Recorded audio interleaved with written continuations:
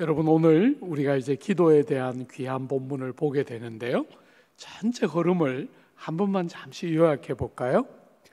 2장은 1장도 정말 보배롭지만 2장도 굉장히 중요한 장이거든요.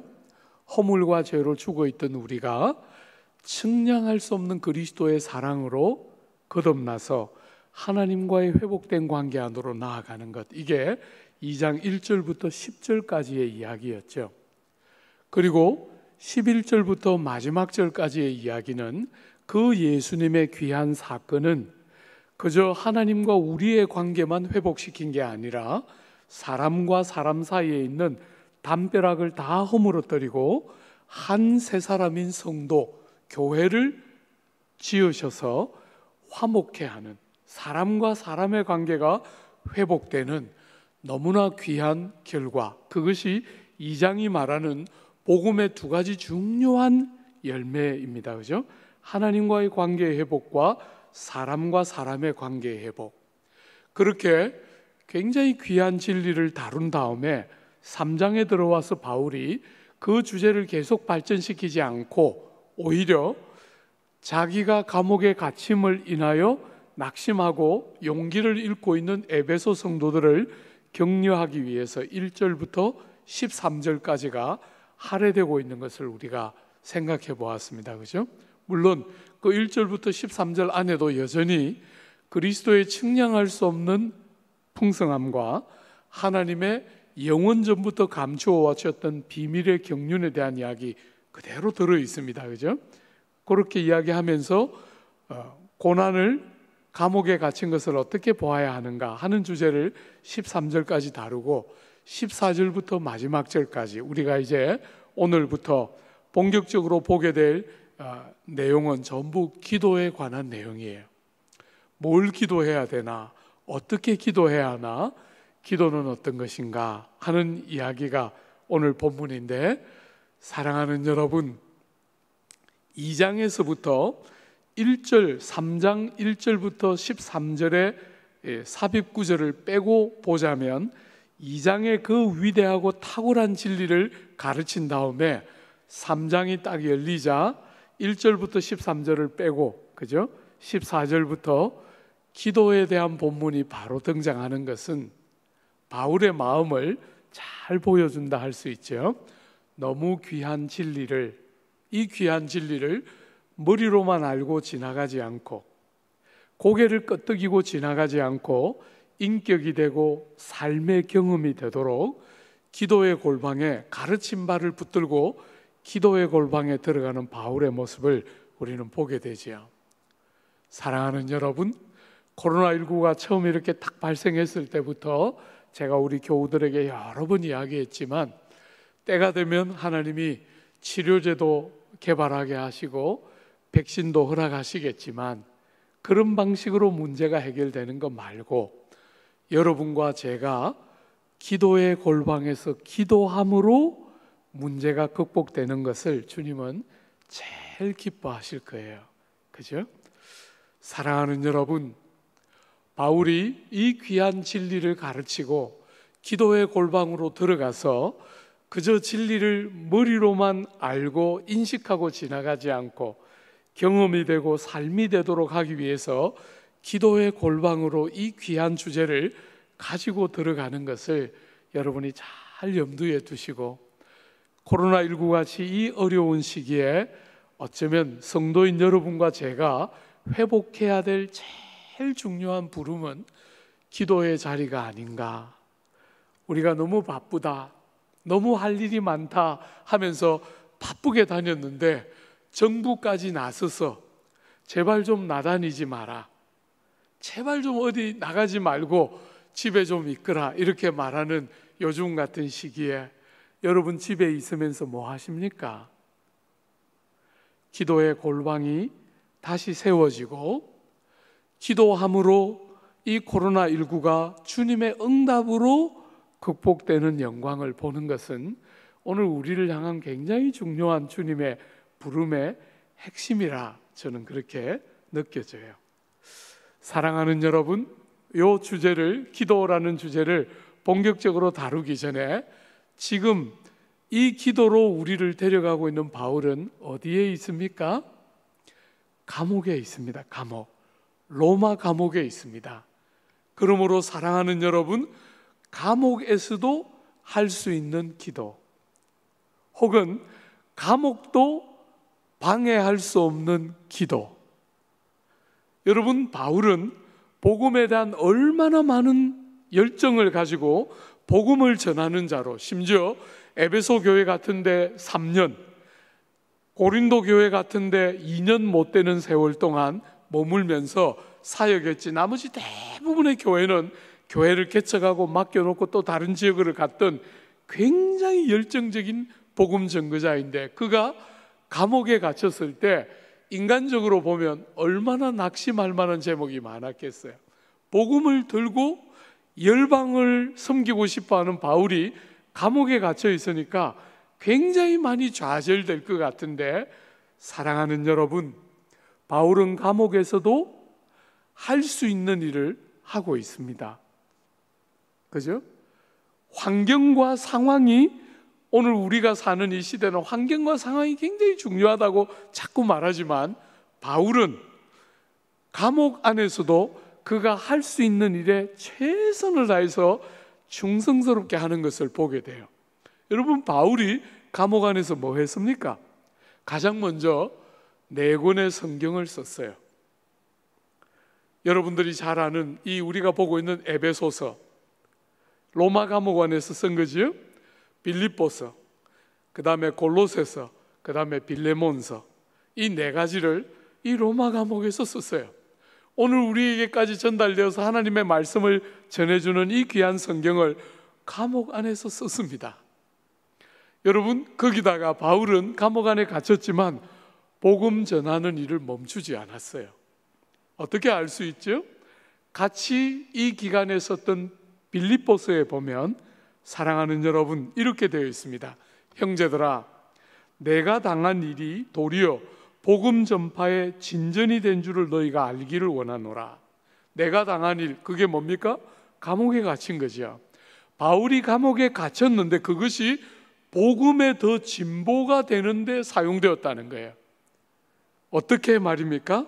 나의 매임이 그리스도 안에서 모든 시위대안과 그 밖의 모든 사람에게 나타났다. 바울이 감옥에 갇히자 감옥 아래에 있는 로마의 시위대들이 복음을 듣게 되는 역사가 일어났다는 거예요. 안 그랬으면 그 감옥을 지키는 사람들이 복음을 들을 기회는 정말 드물었을 텐데, 바울이 감옥에 들어가자 감옥을 지키는 로마의 군인들이 복음을 듣고 복음 안으로 돌아오는 역사가 일어났고, 그뿐 아니라 형제 중 다수가 겁없이 하나님의 말씀을 더욱 담대히 전하게 되었느니라. 바울이 감옥에 갇혔다. 그래서 복음을 전하는 바울이 감옥에 갇혔으니까 복음이 퇴보되는 것이 아니라, 오히려 감옥 바깥에 있던 복음을 전하지 않던 자들이 바울이 못하니까 나라도 해야 되겠다 하면서 복음 전하는 일에 열심을 내기 시작했다는 거예요. 그래서 너무 놀랍게 바울이 감옥에 갇히면서 복음의 퇴보가 올 줄 알았는데 복음의 진보가 왔다는 거예요. 사랑하는 여러분, 조국 교회를 향한 언론이나 많은 사람들은 비관적으로 말하기를, 이번에 코로나19에 한국 교회가 제일 많이 피해를 봤다. 교회가 코로나19를 지나고 나서도 다시 회복될 수 있을지 모르겠다, 이런 비관적인 이야기를 하지만 저는 생각이 다릅니다. 여러분, 이 세상은 하나님의 세상이에요. 우리를 위하여 생명도 아끼지 않고 아들 하나님 주셨고, 여러분, 교회는 천사들에게 하나님의 지혜를 가르치는 것이 하나님의 그림이에요. 당장에 보기에 이런저런 어려움이 있는 것 같아도 바울이 로마 감옥에서 고백했던 것과 똑같은 고백을 우리가 동일하게 하게 하시는 것이 하나님의 그림일 거라고 저는 틀림없이 믿어요. 사랑하는 여러분, 복음의 퇴보 같은데 복음에 오히려 진보가 있었고, 바울이 묶이자 다른 사람들이 일어났고, 감옥 안에서조차 복음이 전파되는 너무나 놀라운 역사가 일어났던 바울은 여전히 감옥 안에서도 그가 해야 될 일을 하고 있었어요. 그죠?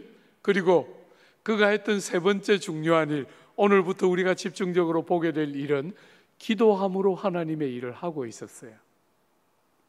사랑하는 여러분, 저는 예배를 너무나 소중하게 여기는 목사이고 예배의 생명을 걸었다 이렇게 말하기를 좋아하는 목사인데, 예배를 모여서 못 드릴 거라고는 한 번도 생각 못 했어요. 근데 이런 날이 왔고 어쩔 수 없이 지금은 이렇게 가정에서 또 이렇게 아주 제한된 숫자만 예배당에 와서 예배를 드리는, 어쩔 수 없이 이런 상황을 우리가 통과하지만, 사랑하는 여러분, 지금도 기도함으로 우리가 하나님의 일을 할 수 있다는 거 잊어서는 안 됩니다. 잊어서는 안 됩니다. 예배가 너무 중요하지만 이것조차도 자유롭게 함께 모여서 할 수 없지만, 사랑하는 여러분, 기도함으로 하나님을 섬기고 영혼을 돌보고 하나님의 일을 하는 것은 감옥도 막지 못했고 여러분이 다 보는 것처럼 코로나19도 못 막는 일이 기도입니다. 그죠? 지금은 정말 기도를 해야 될 때입니다.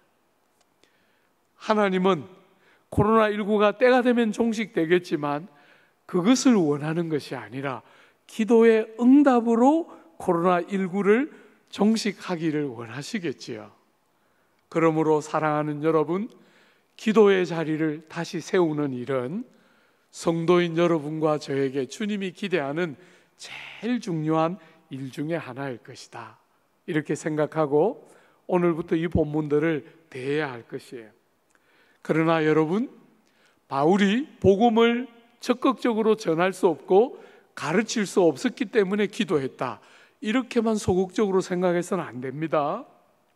우리가 앞에서 이미 보았던 것처럼 바울은 2장의 위대한 진리가 성도들의 머리에만 머물러 있지 않고 가슴으로 내려오고 삶의 경험으로 경험되게 하기 위해서 기도의 자리에 들어가고 있으므로, 사실은 바울은 가르치고 기도했고 기도하고 가르치기를 쉬지 않았다 해야 마땅하겠지요. 사랑하는 여러분, 정말 목회자로서 여러분들에게 정말 나누고 싶은 이야기는, 세월이 가면 갈수록 하나님을 의지할 수밖에 없다는 것을 너무나 많이 느껴요. 20대와 30대 목회를 처음 시작할 때는 내가 설교만 시작하면 한국 땅이 새로워질 거라고 믿었어요. 죄송합니다 여러분, 너무 터무니없이 그런 엉터리 같은 생각을 하고 목회를 시작했어요. 목회를 좀 제대로만 하면 교회가 달라질 수 있지 않을까, 이런 생각 수도 없이 하면서 목회에 뛰어들었는데 30년 이 길을 오면서 하나님을 의지할 수밖에 없다는 사실을 골백번도 더 깨닫고 보게 돼요. 나의 최선이 할 수 있는 일이 너무 없다는 것을 보게 됩니다.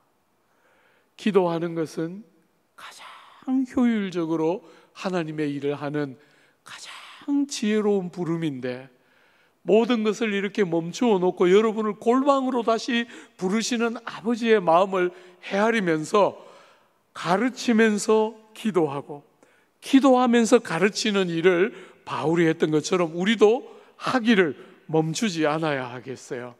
너무나 많은 사람들이 기도를 못하는 것을 당연하게 여기는 흐름을 끊고 기도의 골방을 다시 살려내어야 하겠지요.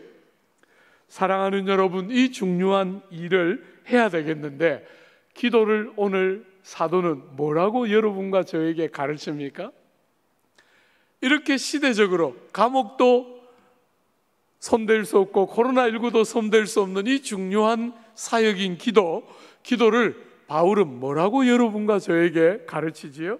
한번 보십시오. 12절입니다. 우리가 그 안에서 그를 믿음으로 말미암아 담대함과 확신을 가지고 하나님께 나아감을 얻느니라. 여러분, 기도가 뭐지요? 하나님께 나아감입니다. 그죠? 기도와 예배는 하나님께 나아감이지요. 사랑하는 여러분, 14절과 15절을 한 번만 더 보십시오.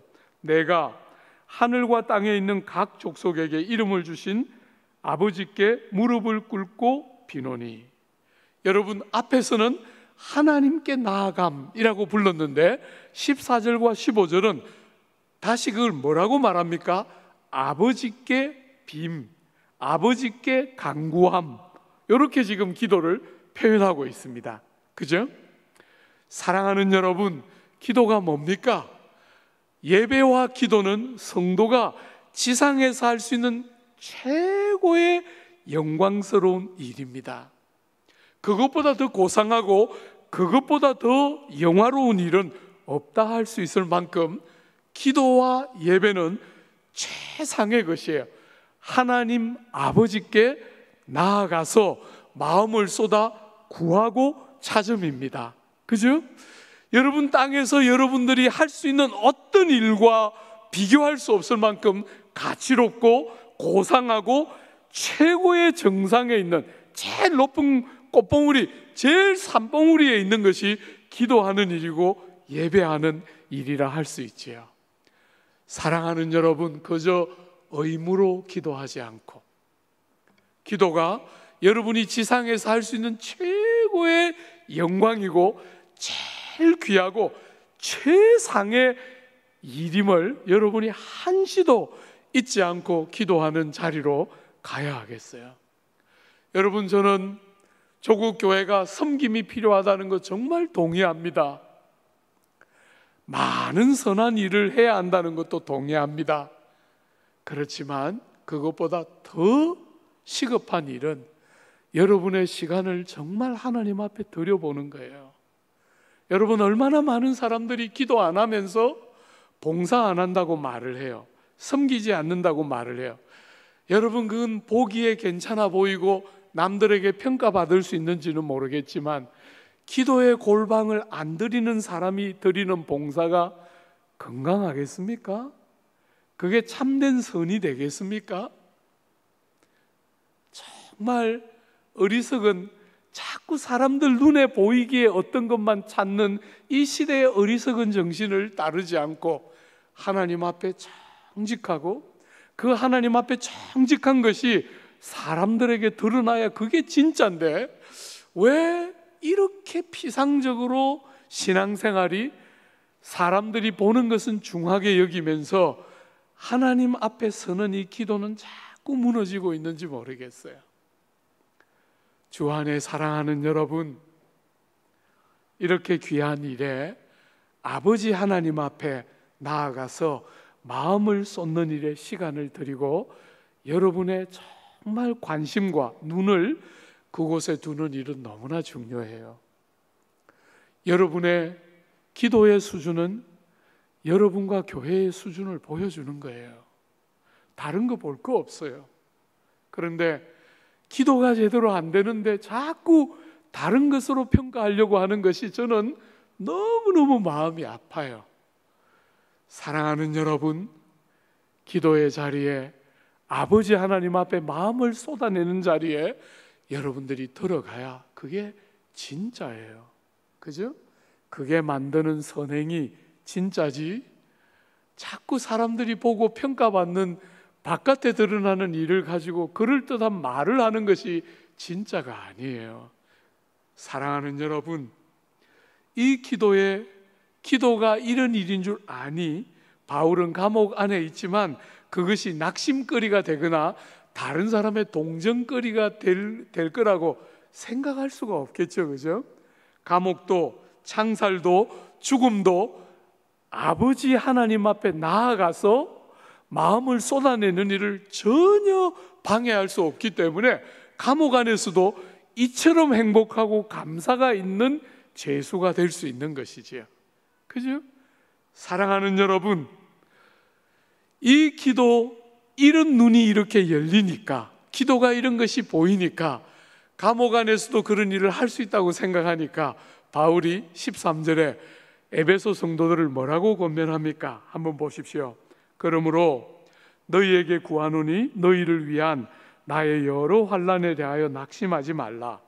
이는 너희의 영광이니라. 여러분, 바울이 감옥에 갇혀 있는 것은 에베소 성도들에게 낙심거리 같아 보였는데 그게 아니라 그의 환난은 그들의 영광이라는 거예요. 여러분, 예수께서 십자가에 달려 돌아가심으로 여러분과 저에게 영생과 구원이 주어지잖아요.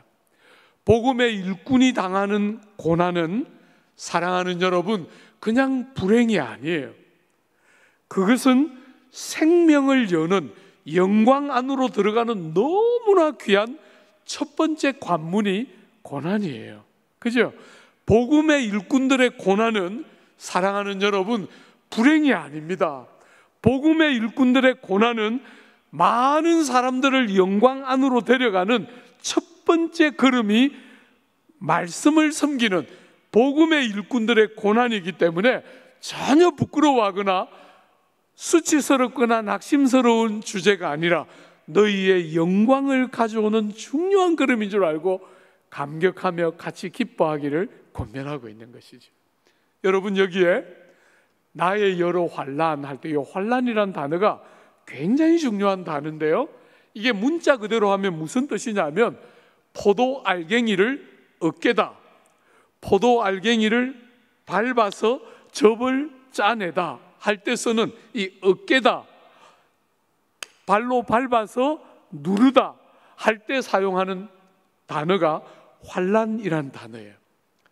여러분, 그 한번 잘 생각해 보세요. 이스라엘 땅의 포도는 우리가 지금 보는 포도하고 달라요. 이스라엘 땅의 포도는 하나님의 축복의 상징입니다. 그 포도를 말려서 건포도로 먹고 그 포도로 포도주를 담아서 먹었는데, 여러분, 포도주를 담을 때 포도를 발로 밟아서 으깨지 않습니까? 여러분, 이렇게 으깹니다. 그런데 딱 그 포도를 밟아서 으깨면 당장 첫눈으로 볼 때는 포도를 못 쓰게 하는 것 같아요. 못 쓰게 만드는 것 같아 보이죠? 그죠? 그런데 사실은 그게 뭡니까? 포도인 상태로 그대로 오래 가면 포도는 금방 쓴맛이 나와요. 상합니다. 그죠? 그런데 으깨어서 포도주를 담으면 어떻게 됩니까? 오래 두고 너무나 가치로운, 요긴한, 사랑하는 여러분, 눈으로 딱 볼 때는 으깨니까 포도를 못 쓰게 만드는 것 같은데 그게 아니라 실제적으로는 너무나 오랫동안 유용하게 사용되는 변형이 일어나는 것이 으깨는 행위잖아요. 그죠? 그러므로 사랑하는 여러분, 믿는 자에게 있는 믿음으로 말미암는 환난은 그와 같은 것이라는 거예요. 당장의 눈으로 딱 볼 때는 우리를 불행하게 만드는 것 같고 우리를 못 쓰게 만드는 것 같은데 그게 아니라 사실은 가치를 더하고 그 가치가 두고 오랫동안 가치가 유지되도록 하는 변형이 일어나는 것이 믿는 성도들에게 오는 환난이라는 거예요.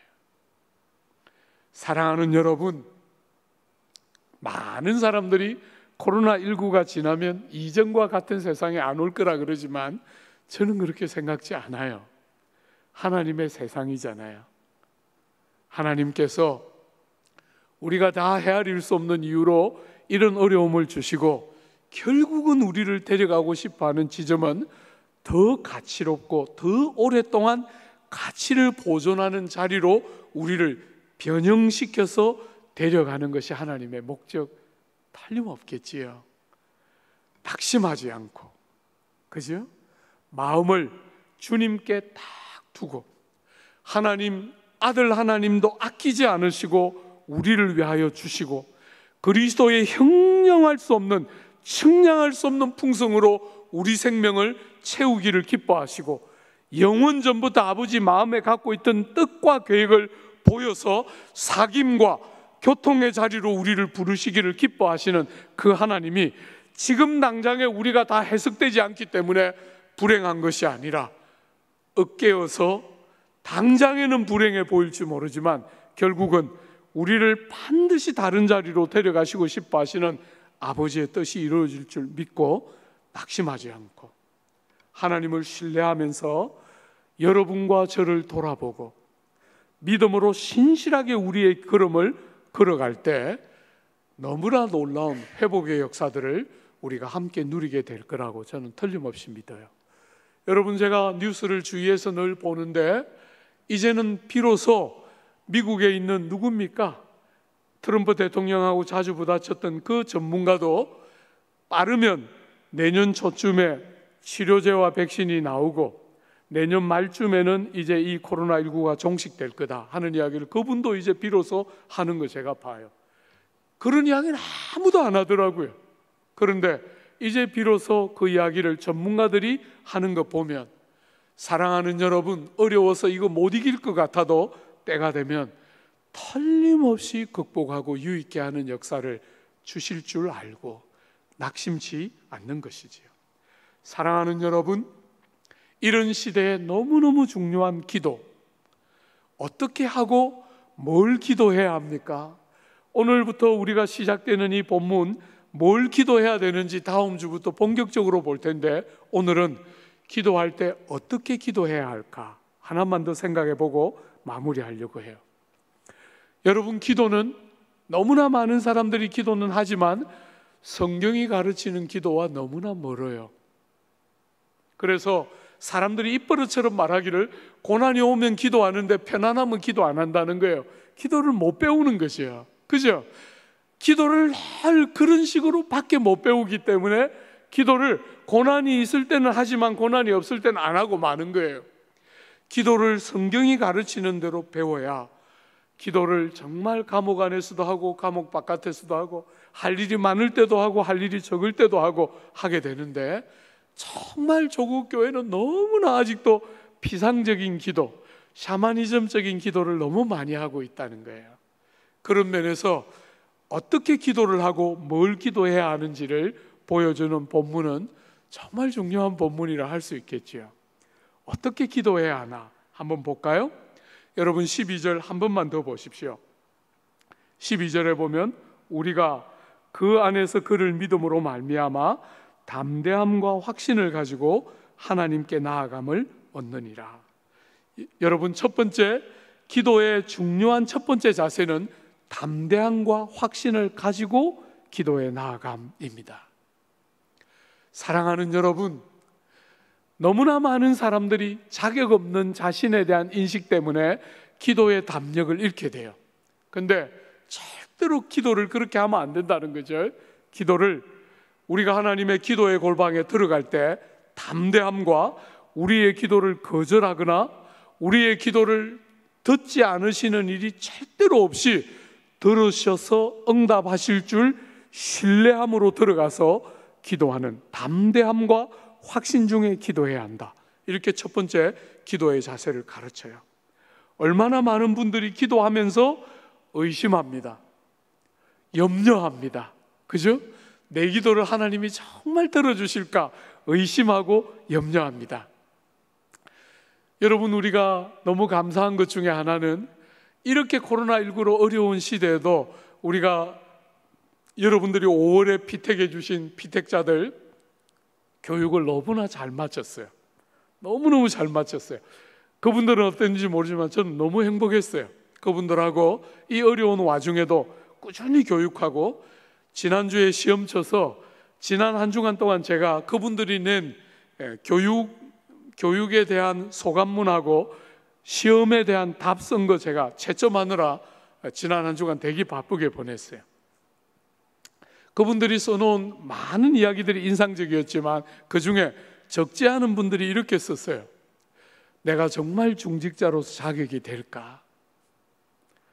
남서울교회 같은 교회에서 나 같은 사람이 중직을 맡아도 되는지 두렵다는 고백들을 많이 했어요.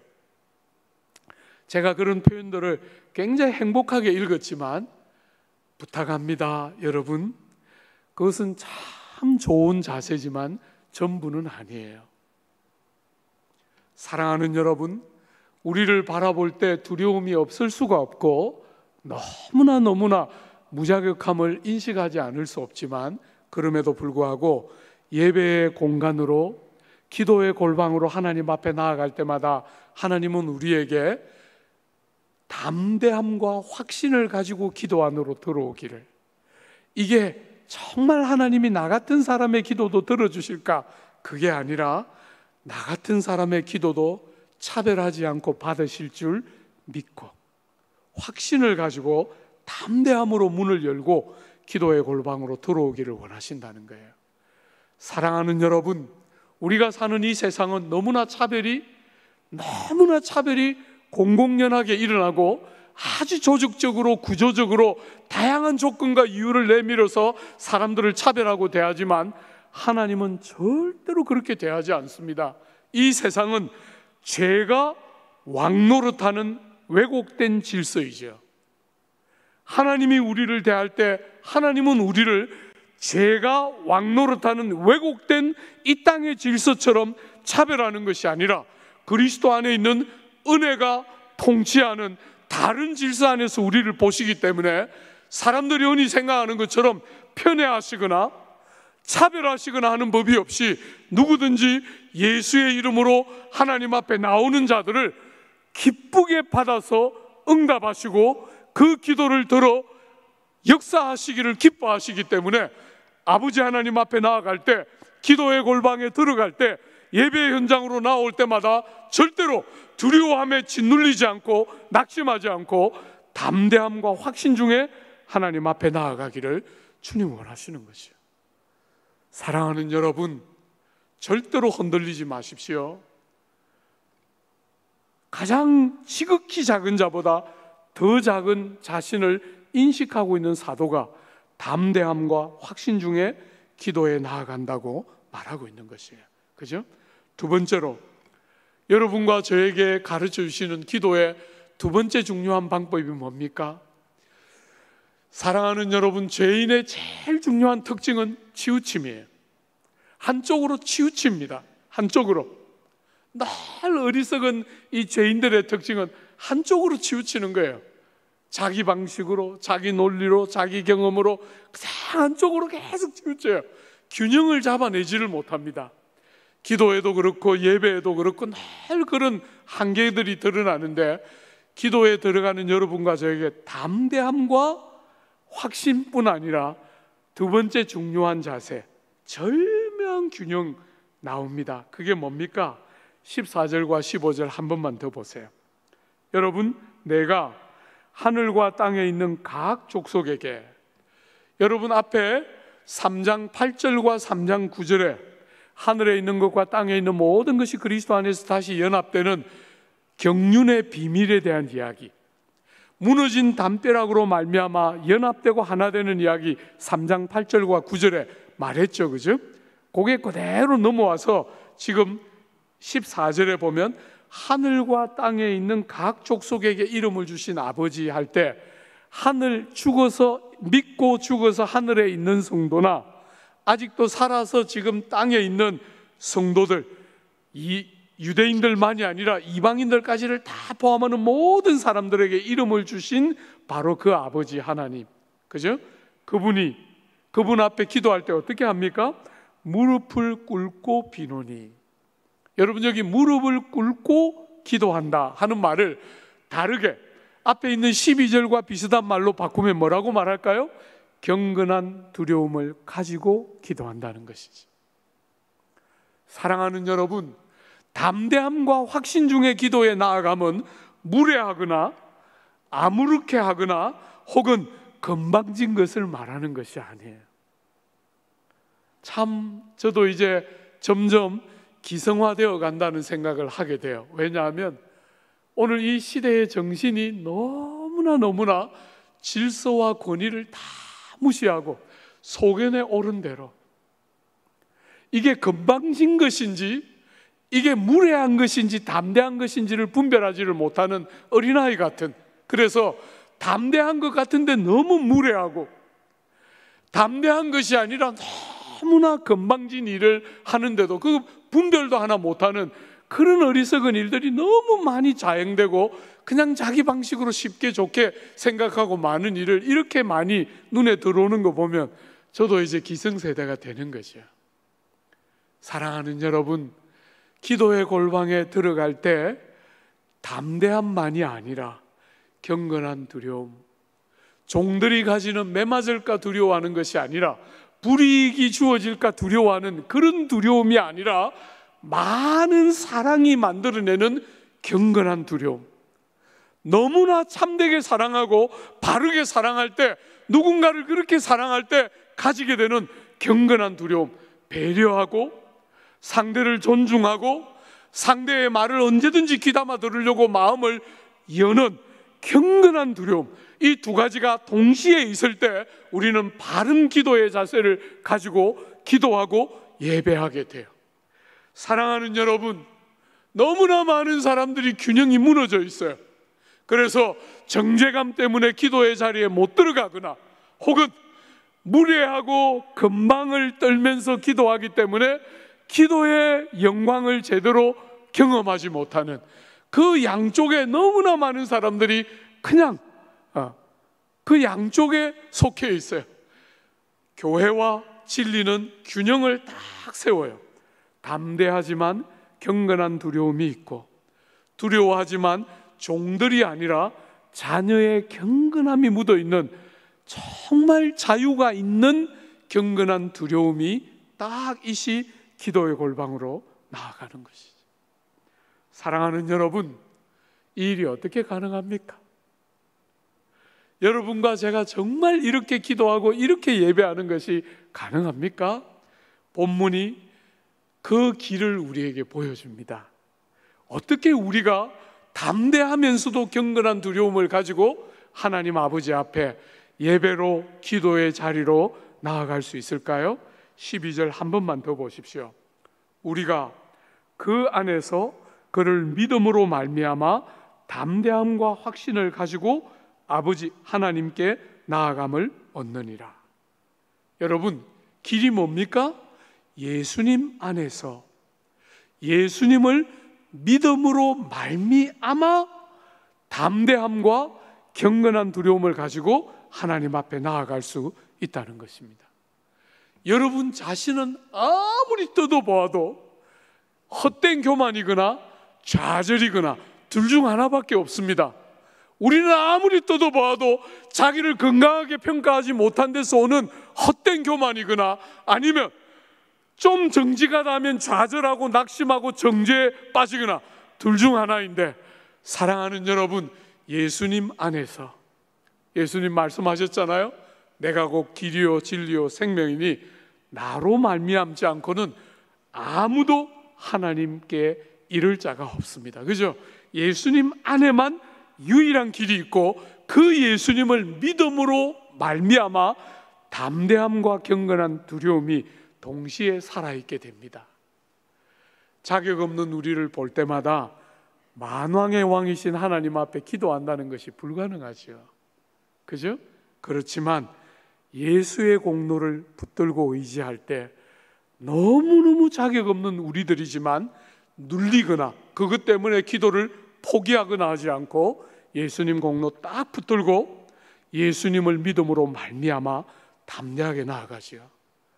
사랑하는 여러분, 어느 쪽을 뜯어봐도 우리 안에 무슨 자격이나 자질이나 조건이나 그런 것들이 구비되어 있는 것이 여러분이 평생을 살 동안 그런 것은 안 보일 거예요. 그럴 때 정말 그런 우리들 때문에 낙심하지 않고 하나님의 완전한 사랑과 아들 하나님의 그 형용할 수 없는 대속의 은혜를 다 붙들고 담력을 가지고 나아가되 버릇없이 건방을 떠는 것이 아니라 많은 사랑이 만드는 진짜 경건한 두려움 가지고 하나님 앞에 나아갈 때 문이 열리고, 그죠? 정말 이런 기도를 해야 될 때에 이렇게 기도를 배우고 우리의 내실이 다져지고 우리의 본질이 잘 다시 회복되어서 기도가 살아나고 주님의 응답과 함께 정말 회복의 역사들이 다시 오게 되는 복되고 영화로운 경험들 여러분과 저의 삶에 넘치도록 풍성하게 주시기를 바라고 축복합니다. 우리 같이